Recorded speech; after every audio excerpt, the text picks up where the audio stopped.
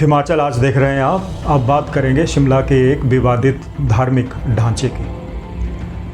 ये धार्मिक स्ट्रक्चर संजौली में है और अल्पसंख्यक समुदाय से जुड़ा हुआ है। मस्जिद काफ़ी समय से विवादित है।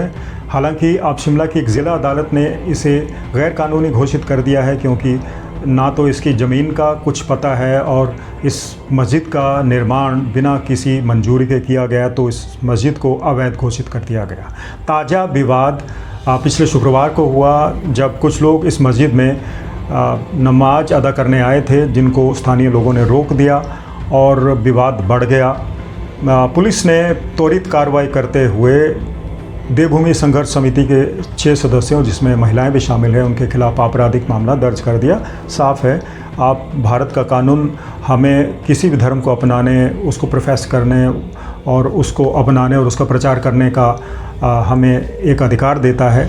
लेकिन शायद पुलिस ने ये नहीं समझा कि ये मस्जिद विवादित है और इसे अवैध घोषित किया जा चुका है। एफआईआर जब हुई तो स्थानीय लोग भड़क गए। देवभूमि संघर्ष समिति के सदस्यों को पुलिस का ये एक्शन अच्छा नहीं लगा, तो वो नाराज होकर अब आमरण अनशन पर बैठ गए हैं। सरकार जो ये झूठी एफआईआर सरकार ने की है, यदि इसको 24 घंटे के अंदर वापस नहीं लेती, साथ में जो अवैध मस्जिद है वहां पे आवाजाही कोर्ट के निर्णय के हिसाब से वहां पे बिजली पानी का कनेक्शन जब तक नहीं कटता तब तक आमरण अनशन जारी रहेगा, जब तक प्राण रहेंगे, ये हमें मालूम है। और मैं आपके साथ पूरे हिमाचल प्रदेश के सनातनी लोगों से भी निवेदन करूंगा कि हम रहे ना रहे, परंतु इस लड़ाई को आप आगे लेके जाना।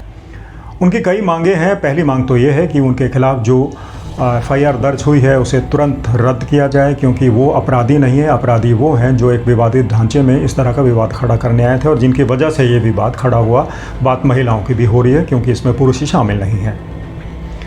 दूसरी बड़ी मांग है कि इस विवादित ढांचे को कोर्ट के निर्देशों के मुताबिक सबसे पहले तो सील किया जाए। जब आप इसको सील कर देंगे तो सवाल ही पैदा नहीं होगा कि कोई उसमें आए, क्योंकि ये ढांचा अब विवादित है। तीसरी बड़ी मांग ये है कि जब ढांचा विवादित है तो अभी भी बिजली, पानी और दूसरी सुविधाएं क्यों वहाँ पर मौजूद है। जो ढांचा अवैध है उसे इस तरह की सुविधाएं नहीं दी जानी चाहिए। इसे आम आदमी के साथ भी जोड़कर देखा जाता है। शिमला में ही अगर किसी का घर या घर की कोई मंजिल अवैध पाई जाए तो उसे तुरंत गिरा दिया जाता है, उसका बिजली पानी काट दिया जाता है। सवाल ये है कि जब आम आदमी के लिए इस तरह के कानून हैं तो एक विवादित ढांचे के लिए इन कानूनों का पालन क्यों नहीं किया जा रहा है। और एक और बात, शिमला में संजौली में एकमात्र मस्जिद नहीं है। शिमला और उसके आसपास 5 और मस्जिदें भी हैं।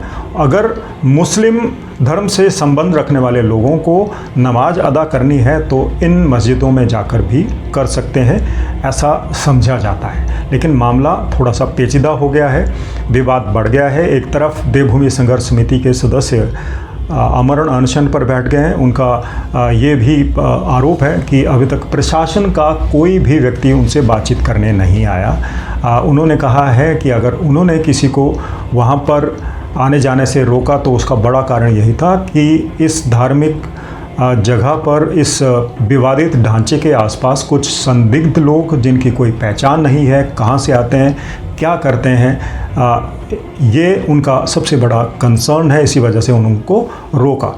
लेकिन प्रशासन जितनी देरी कर रहा है ये मामला और ज़्यादा उलझेगा, क्योंकि अब देवभूमि संघर्ष समिति ने संजौली में एक बड़े प्रदर्शन का ऐलान कर दिया है। बड़ा प्रदर्शन होता है तो एक बार फिर से पूरा प्रशासनिक अमला वहाँ पर तैनात होगा, सड़कें जाम होंगी, प्रदर्शन होंगे, हो सकता है पुलिस की कोई कार्रवाई भी हो जैसा पहले भी हुई थी, तो इससे आम लोगों को बड़ी परेशानी आएगी। ज़रूरत यह है कि प्रशासन दोनों पक्षों को सामने बिठाकर बातचीत करे।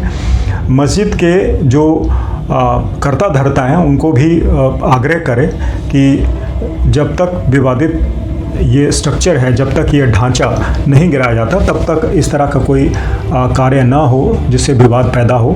और वहीं देवभूमि संघर्ष समिति के सदस्यों को भी इस विवाद को आगे नहीं बढ़ाना चाहिए, क्योंकि सांप्रदायिक सद्भाव बनाकर रखना बहुत ज़रूरी है। हिमाचल प्रदेश अन्य राज्यों की तरह नहीं है, यहाँ पर कंपोजिट कल्चर है। मुस्लिम धर्म के लोग कई जिलों में बसे हुए हैं, भले वो अल्पसंख्यक हों, लेकिन सभी धर्मों का आपस में मिलजुल कर रहना बहुत ज़्यादा ज़रूरी है, जिससे सांप्रदायिक सद्भाव बना रहे।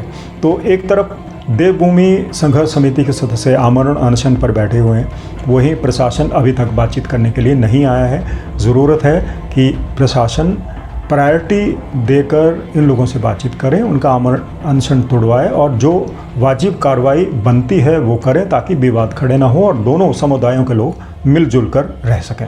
दोस्तों, ये था आज का आकलन, आज का विश्लेषण। उम्मीद है आपको अच्छा लगा होगा, और अगर आपको ये विश्लेषण अच्छा लगे तो इस वीडियो को शेयर ज़रूर कर लीजिएगा। और अगर आपने अभी तक हमारा चैनल हिमाचल आज सब्सक्राइब नहीं किया है तो इसे सब्सक्राइब ज़रूर कर लीजिएगा, ताकि आपको हिमाचल से जुड़ी हुई विश्लेषणात्मक और तथ्यपरक खबरें इसी तरह से मिलती रहें। नमस्कार।